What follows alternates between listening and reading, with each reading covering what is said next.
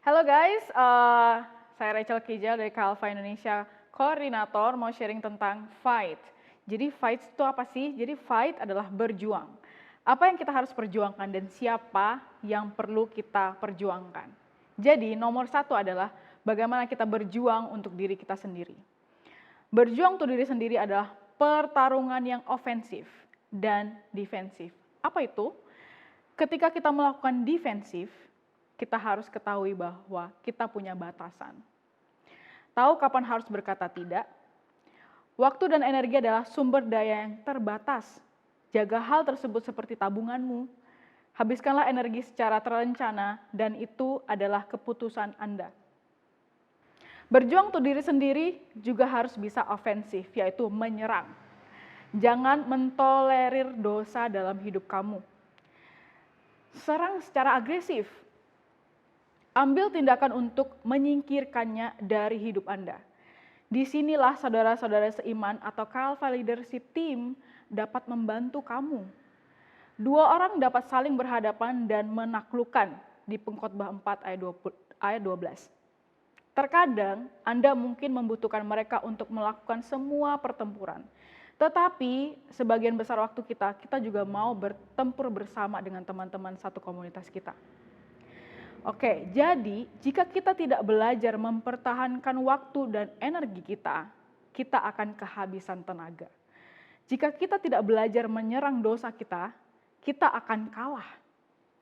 Jika kita tidak belajar berjuang untuk diri kita sendiri, kita tidak akan pernah bisa berjuang untuk orang lain. Dan yang kedua adalah bagaimana kita juga berjuang untuk orang lain. Sebagai Kalva Leadership Team, apa yang kita bisa lakukan? Kita pergi dan mencari mereka, mencari orang atau mencari mahasiswa yang mau kita layani di Lukas 14 ayat 23. Kita juga membawa mereka ke komunitas kita dengan tugas kita memberi mereka makan. Jangan biarkan mereka datang ke komunitas kita dan biarkan mereka pergi begitu saja, tidak. Tapi bagaimana tugas kita, Kalva Leadership Team itu juga memberikan makan kepada mereka. Di Kisah Para Rasul 2 ayat 42 sampai 47. Dan ketika mereka mengalami kesulitan atau mereka menghilang, kita tidak bisa melupakannya. Kita harus berjuang untuk mereka, mencari mereka. Di Markus 2 ayat 1 sampai 12. Kenapa sih kita perlu melakukannya? Jadi di Matius 22 ayat 37 sampai 39 mengatakan, kamu harus mengasihi Tuhan Allahmu dengan segenap hatimu, segenap jiwamu, dan dengan segenap akal budimu. Ini adalah perintah pertama dan terbesar. Hal yang sama pentingnya, cintailah sesamamu seperti dirimu sendiri. Cinta Tuhan dan cinta sesamamu. Kita memimpin, memuridkan, dan berjuang untuk teman-teman kita. Karena cinta kita kepada Tuhan dan cinta kita kepada sesama kita terlebih kepada tim kita, Kalva Leadership Team. Kita harus banyak belajar dari satu sama lain. Jadi pemimpin lama, bagaimana pemimpin lama itu membagikan apa yang telah Anda pelajari dengan para pemimpin baru. Tetapi juga terbuka untuk belajar dari pemimpin baru. Dan pemimpin baru aktif dalam pembelajaran dari pemimpin lama.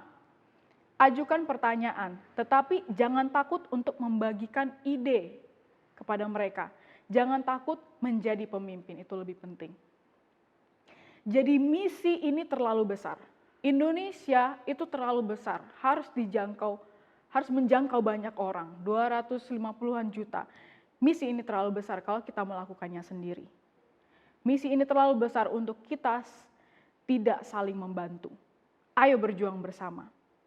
Jadi visi misi Kalva Indonesia adalah fight for yourself and fight for others.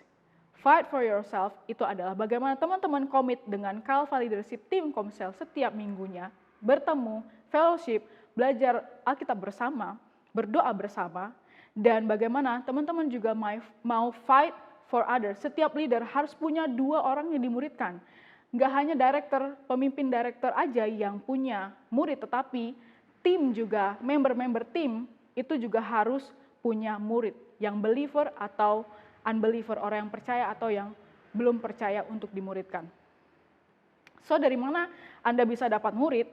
Follow up teman-teman yang sudah datang ke bridge activity-mu, misalnya dari English Club, misalnya dari futsal club, I don't know. Mungkin teman-teman bisa follow up mereka dari acara kuis teman-teman. Jalin relasi dengan mereka, dan bagaimana setiap minggu kalian terkonek dengan mereka dengan video call, dengan mungkin WhatsApp, dan mungkin bertanya kepada mereka apa yang bisa didoakan. Baik, itu saja dari Calva Indonesia. Semoga ini membantu Anda semuanya. Terima kasih.